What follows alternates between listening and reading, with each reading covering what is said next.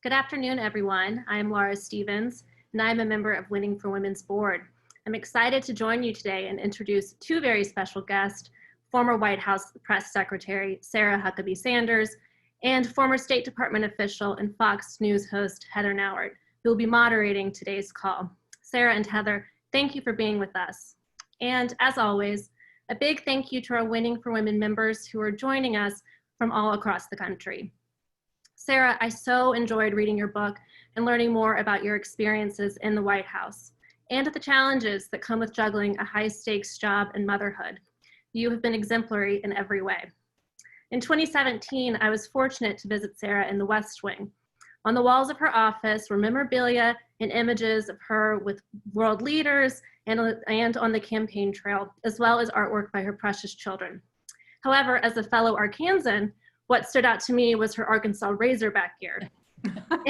Any woman who can quickly rattle off Arkansas football statistics and then quite quickly pivot to foreign policy before prepping to see the White House press corps is an inspiration in my book. I know everyone is eager to hear from you, Sarah. So with that, Heather, I will turn it over to you. Oh, Laura, thank you. And what an introduction. Thank you so much. And thanks to everybody at Winning for Women for pulling this together. Sarah, I too loved your book and really enjoyed it. So excited to ask you some questions about Speaking for Myself, which just recently came out. I want to mention to you, Sarah, that Winning for Women members from all across the country have submitted some questions. So we have lots of questions for you. But first, I want to just give a couple little highlights. All the folks know about you and your time working for the president and how much the president really adored you. He referred to you often as my Sarah because you were so near and dear to his heart. You and I worked closely together for several years. I was at the State Department working for Secretary of State Rex Tillerson and then Mike Pompeo. And a big part of our job, Sarah, was coordinating things and doing so much work behind the scenes. So I consider you a colleague, but also a friend. So thanks to you for joining us today. Thank you so much. It's such an honor to be with a great organization. Winning for Women has done, I think, just so many good things, but also just, I think one of the most important things is just bringing and bridging women in so many different areas from all over the country and putting them into one place so that we can share ideas and have discussions like this one. So it's an honor to be with such a great organization today. Laura, I'm obviously a huge fan of yours and such a fun intro. I love that you remember the Arkansas Razorback memorabilia and our conversation about that. So they sometimes make it hard to keep cheering. We've had a tough couple of years, but we're very excited about starting back to football season next year.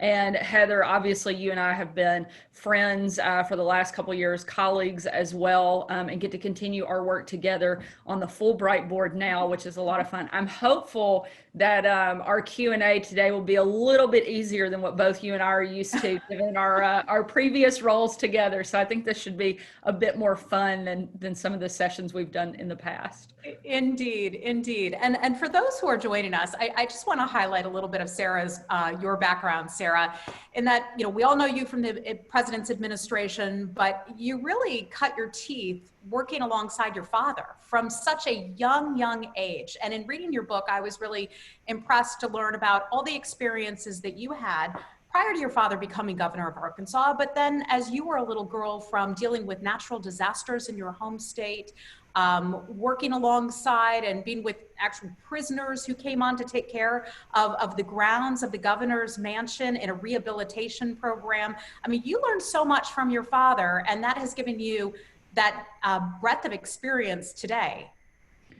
You know, I was blessed enough to have amazing parents who engaged me and involved me in what they were doing at a really young age. And I loved it from the time my dad first ran from office when I was about 9 years old.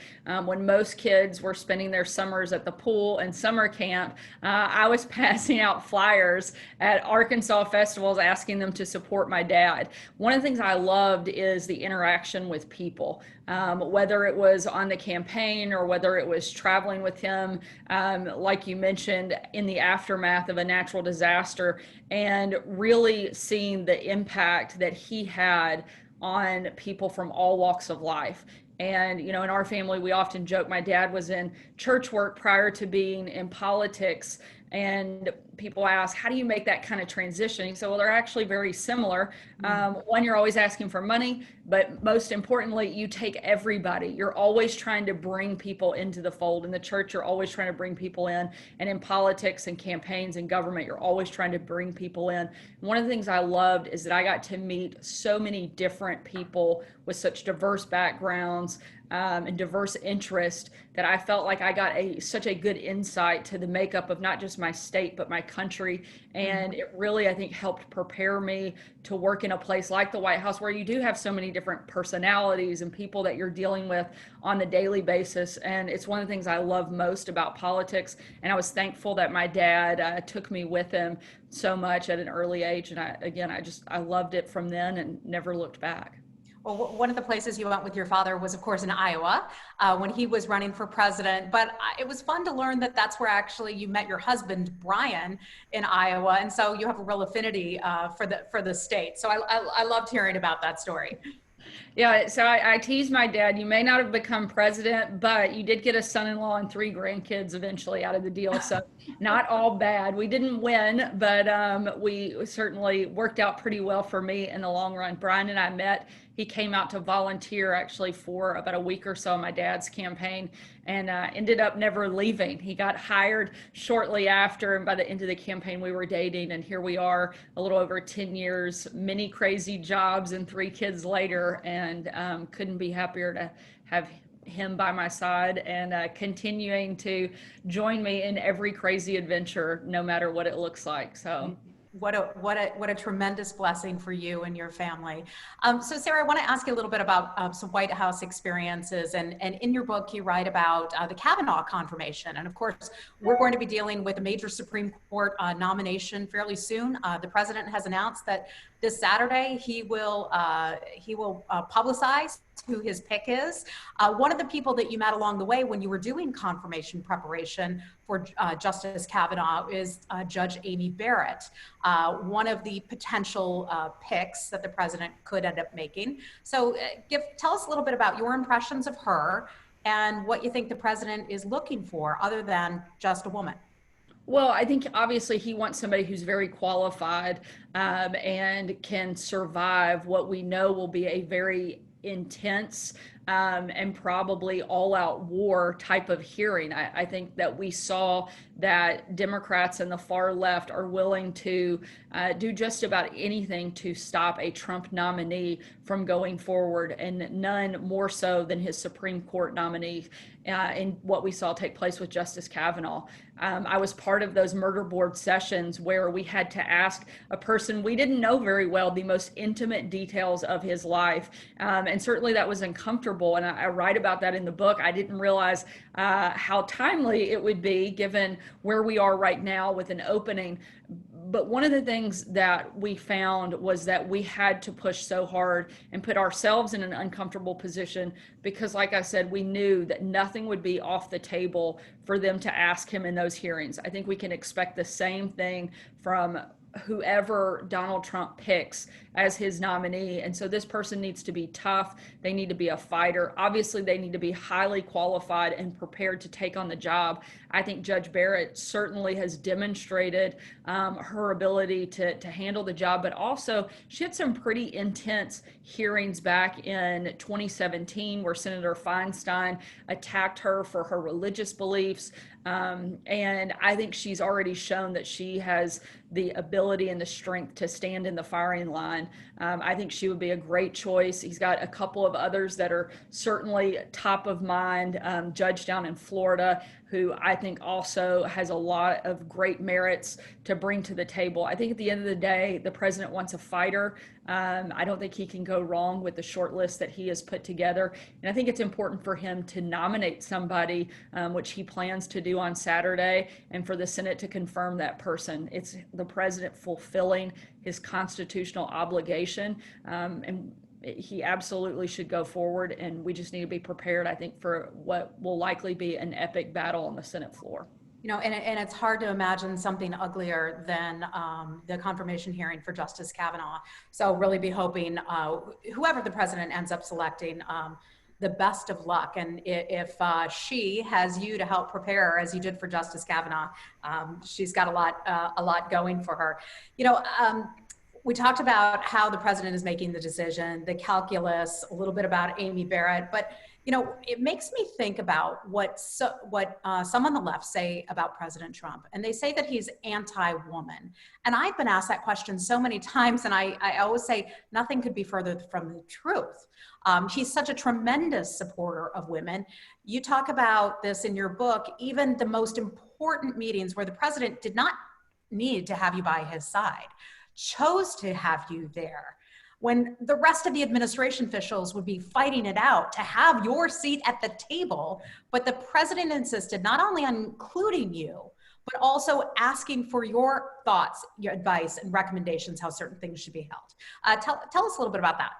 As I'm sure you can imagine, and I won't name names, I'll leave a little bit up to the imagination, but some people weren't so happy. Some of the men who felt that they should have that seat at the table weren't always happy that I did. And I think it was one of the things I loved about the president is he didn't care that he was maybe bucking traditional norms, but like you said, not only did he have me at the table, but he asked me to be part of the discussion. One instance in particular that was very important for me and a moment that reaffirmed my relationship with the president, but certainly his confidence in me and my ability to do my job, was after a pretty brutal week. I'd just been relentlessly attacked, mostly for my physical appearance, not because of my work performance, something that you would probably never see happen to any man in that position. But I'd been attacked for my weight, my makeup, all week long, just not a great time for me. And we were in Japan, we're walking into a bilateral meeting with Prime Minister Abe. The president has every reason to be focused on everything except for me.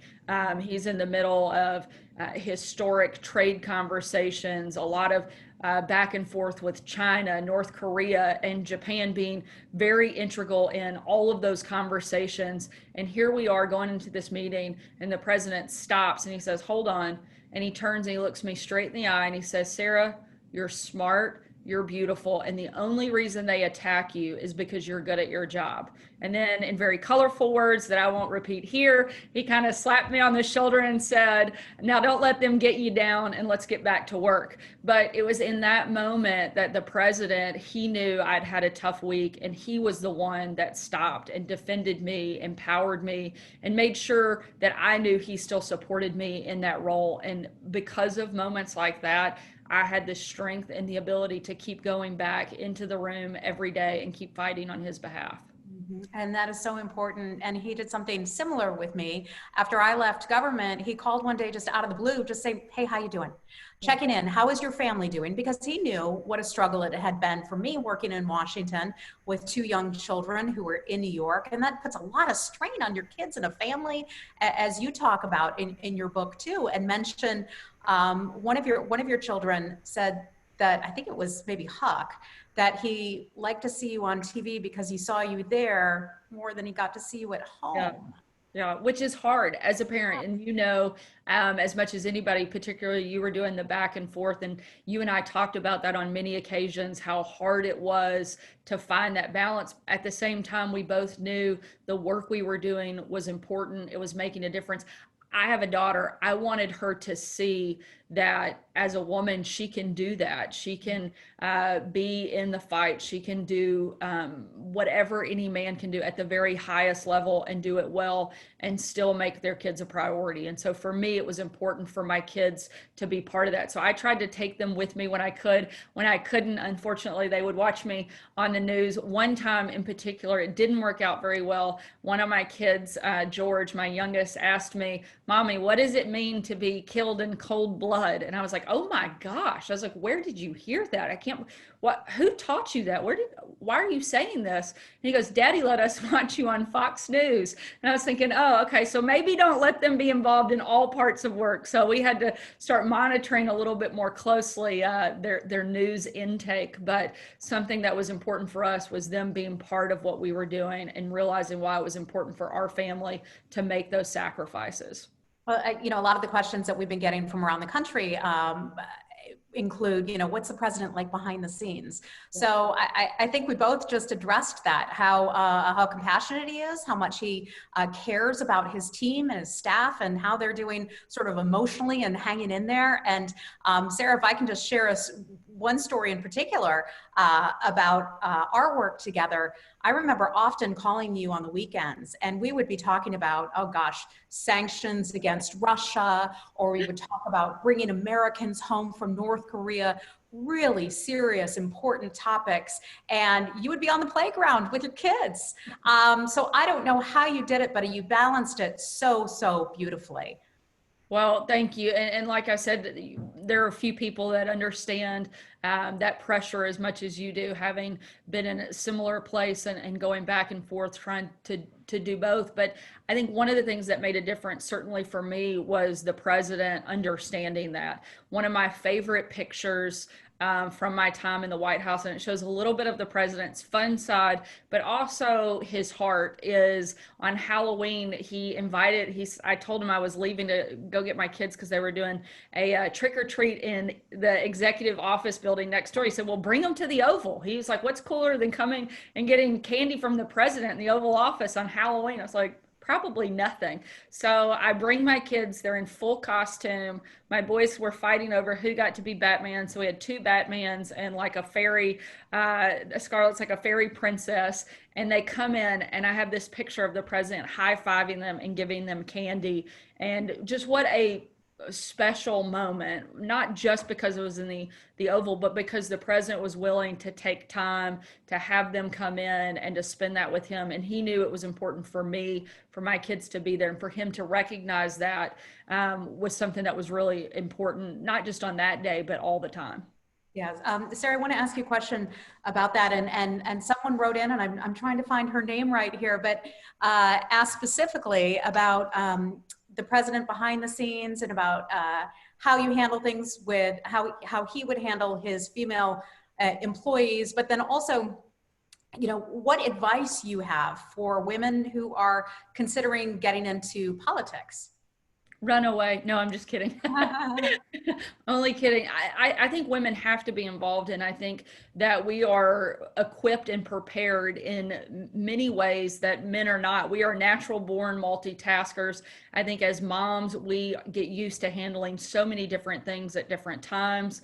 I often joke, but I do mean it as well, that one of the things that helped prepare me best to be the press secretary was being a mom. I learned to say no a lot. I had to repeat myself over and over, and I had a lot of patience, and I needed all of those things in order to deal with the White House press corps on the daily basis. And so I think being a mom actually made me a better press secretary, but it also, more importantly, reminded me why I was doing that job, because I care about our country. I care about what happens. And I can't sit back and complain if I'm not willing to be involved in making a difference. And I want my kids to grow up in the same America that I love, and the one that cherishes freedom and prosperity and safety and security and liberty. And if we are not willing to be involved, if we are not willing to speak out and speak up for our own kids' future, we can't expect anybody else to do that. And that's, for me, a daily reminder were my kids, and knowing that we were fighting to make sure that they have the same America to grow up in that we do right now. And one of our ladies wrote in and asked about just that, the sacrifice that you made, but how challenging it was for your family in terms of your own personal security, that people sometimes could be very cruel, but then also you required Secret Service protection. And that's something I think a lot of women, as they think about potentially stepping forward and running for political office, would worry about that. The level of fighting in this country today, the level of threats that some people have to face. What's your advice about just stepping into that arena? Certainly, that was, for our family, a very difficult and even scary time. I was the first White House press secretary in the history of our country to need Secret Service protection. And as a parent, when you realize that your job is, potentially putting yourself and your family in harm's way. That's a very scary realization to have. I think most of us that went into the White House certainly expected our ideas and our policy and the president's agenda to be challenged, but I don't think any of us were prepared for the onslaught of personal attacks that we endured. Heather, I know you've had to deal with some of these same things, and like I said, I was solid in my convictions of what we were doing and why we were doing it, and prepared to answer those questions. What I wasn't prepared for was, why is my hair brown? Why did I wear red instead of blue? And my fitness to be a mother was questioned live on air by a mainstream news anchor. And so moments like that made it infinitely more difficult. But at the same time, I feel like if we sit back and do nothing, then we're validating and allowing those things to happen. And that emboldened me to actually be stronger in my ability to stand up and take questions and push back, because I didn't want the liberal mob and those that were lecturing us about empowering women to end up getting their way and silence those women that they just didn't agree with. And so more important than ever, I felt it was not only it was necessary for us to stand up and be very vocal about our pushback and letting them know that we wouldn't be bullied. As hard as it was and as difficult as it was at times, I think it's absolutely imperative, and never has been more so than where we are right now as a country. And sometimes I think being the face of it, as you were, whether it was policies or people making personal critiques or criticisms, very, very unfair of you. You did have a group of tremendous supporters. I remember one time getting off an airplane with Secretary Pompeo, and somebody had just said something really awful about you, and he reached out to you and said, hang in there, don't let those jerks get you down. So you really had a lot of strong supporters out there, and that's something that I think women need. Especially if you're jumping into this arena. You need folks out there who are willing to cheerlead you on and boost you up when you're not feeling so great. One of the questions that we got is from Donna in Plano, Texas, and she asks about the upcoming election. She asks, how can suburban women's minds be changed if they're put off by some of the rhetoric of the president, or if they don't like the president's tweets? What do you say to those women? Well, I think that the simplest answer is look at the substance over the style, and look at the two different candidates. While you may not like the way that he goes about it, President Trump is delivering on the things that he said he would. And I think our country is infinitely better under his leadership and under his direction than it was under his predecessor. If we want to go the way of the radical left, there's a candidate for that. If you don't, and you want to continue on a path of safety and security, law and order, economic prosperity, there's a candidate for that. You have two choices. At the end of the day, only one of these two people will be president, either Joe Biden or Donald Trump. And one of them has put 2, possibly 3 conservative Supreme Court justices on the court, and over 200 additional federal judges, wiped ISIS caliphate off of the face of the planet, struck historic peace deals in the Middle East, historic trade deals that everyone said couldn't happen, implemented tax cuts, provided an economy that all Americans are doing better under, with lowest unemployment for all sectors, Asian Americans, African Americans, Hispanic Americans. Literally everything the president set out to focus on, he has made significant progress or accomplished, and that was only in 4 years. And don't forget, this was his first time to ever be elected to office. And the fact he was able to do so much in such a short order of time, I think you point to that substance. You have one person who's done a lot in 4 years to make America better. You have another person who spent 47 years and doesn't have a great record to point to. You may not like the style, but it's very hard to argue at the end of the day with the substance. And I think women should look at that substance. There's certainly plenty of results that the president often does not get enough credit for, such as bringing so many Americans home from foreign countries as they were held hostage or in prisons in some of the most difficult and challenging situations. What is it that you are most proud of, the achievement of the president or the White House during your time there? I think one of the things that probably is not necessarily on your accomplishment list, but just the willingness of the president and the people around him to keep fighting every day. I've never seen the level of attacks and negativity, not just from voters who didn't like him, but from the media, from major institutions, whether it's the university systems or Hollywood or, again, the liberal media, all of these key institutions coming after this president day in, day out. And he keeps fighting, and so do the people around him, despite the fact that they are relentlessly attacked, and no criticism is, too low for them to go. They keep showing up to work every day and doing the best they can to make America better. I think, to me, that's something that I'm most proud of. If it was just a specific accomplishment, I would have to say I think one of the biggest things that this president has done so well that will be a lasting legacy for him and that will have a generational impact is certainly the remaking of the judiciary. And I think that is something that Donald Trump has not gotten quite the credit for that he deserves, but I think we'll be giving him credit for a long time to come on that front. Okay, well, there's a lot of news that's about to be made on that front. So we'll be watching that one. Let me ask you another question from someone who wrote in. This is Marianne, and she writes, what was the hardest part about being the press secretary in the administration? We talked about some of the personal criticism that you received, but just the fundamentals of doing that job. What did you find to be the most challenging? Well, one thing, and I had to remind the press of this of all the time, and Heather, I'm sure you experienced this too.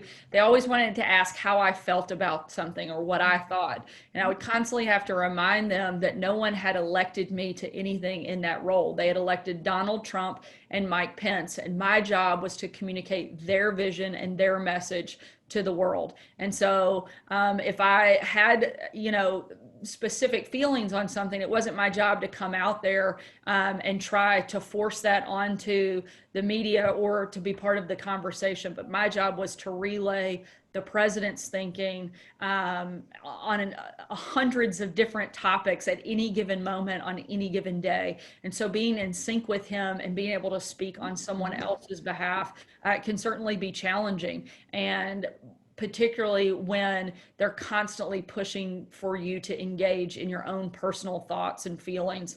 Finding that kind of perfect balance can be difficult at times, as I'm sure you know.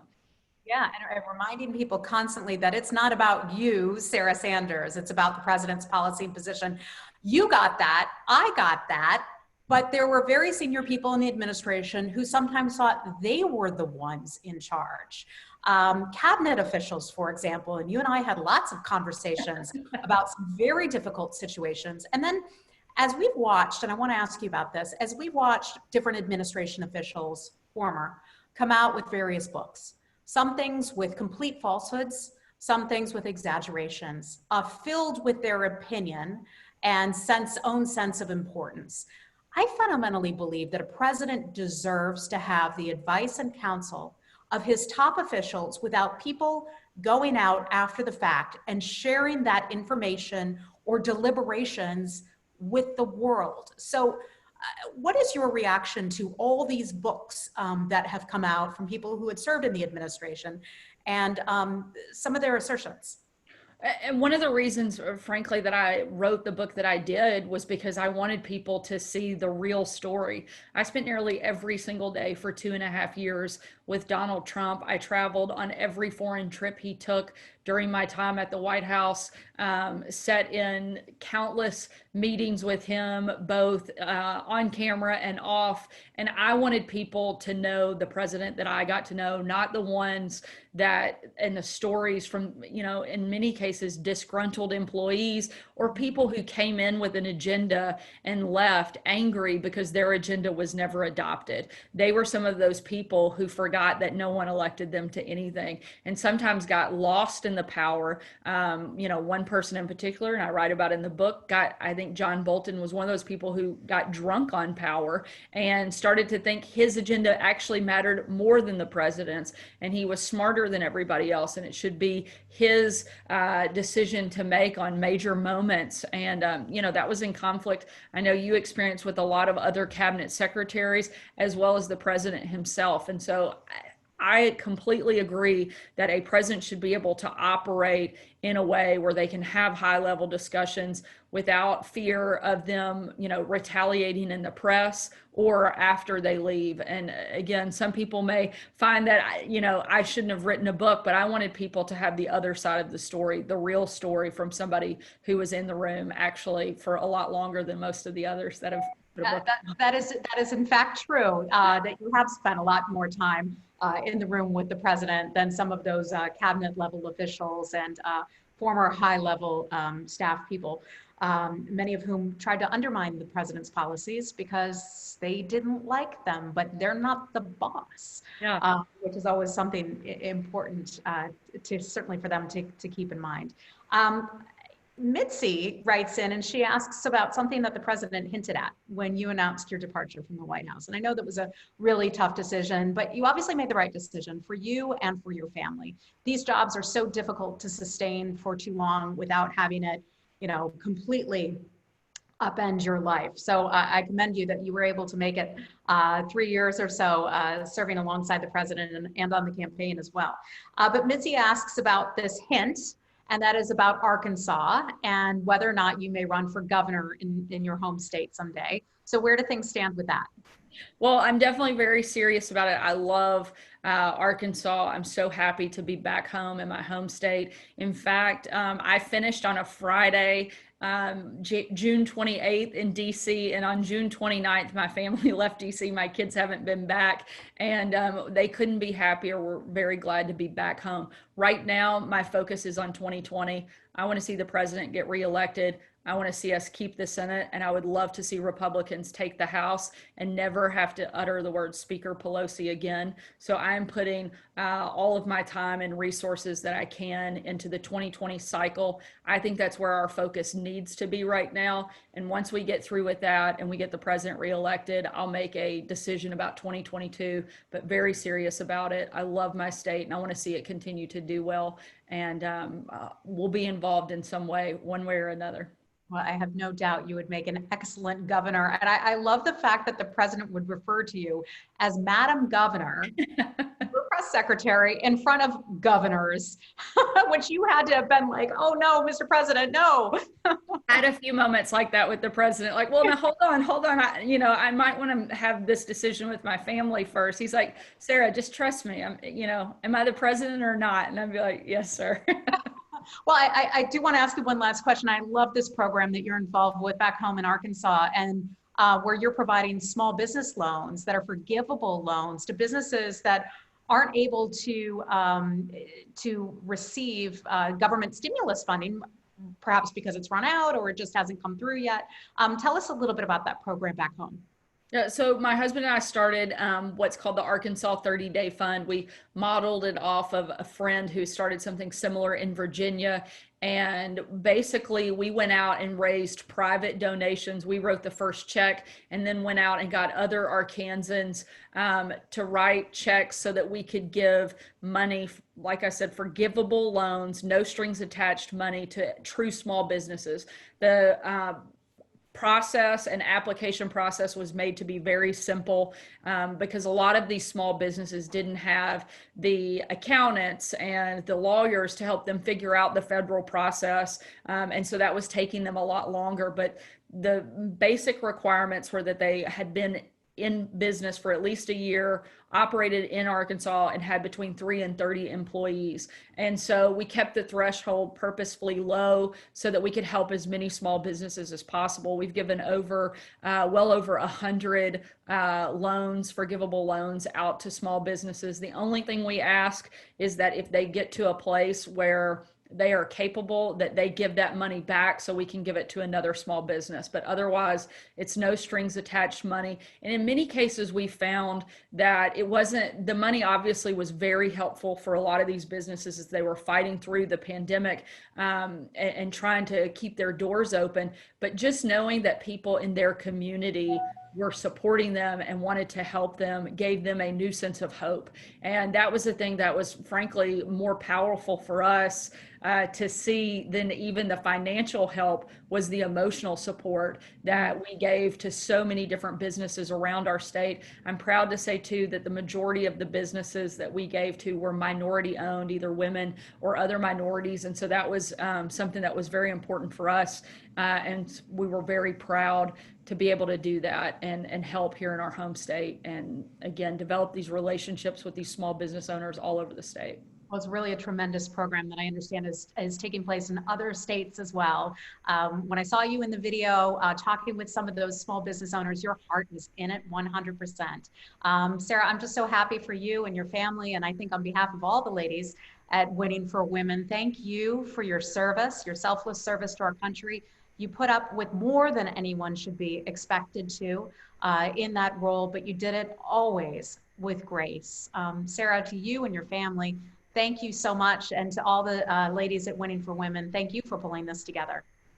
Thank you. And thank you, Heather. Always great to see a friend. Hopefully I see you in real life soon. And thank you so much to Winning for Women, to Laura Stevens for the great introduction and a little Razorback shout out. So grateful to get to be with y'all today and to be part of such a great organization.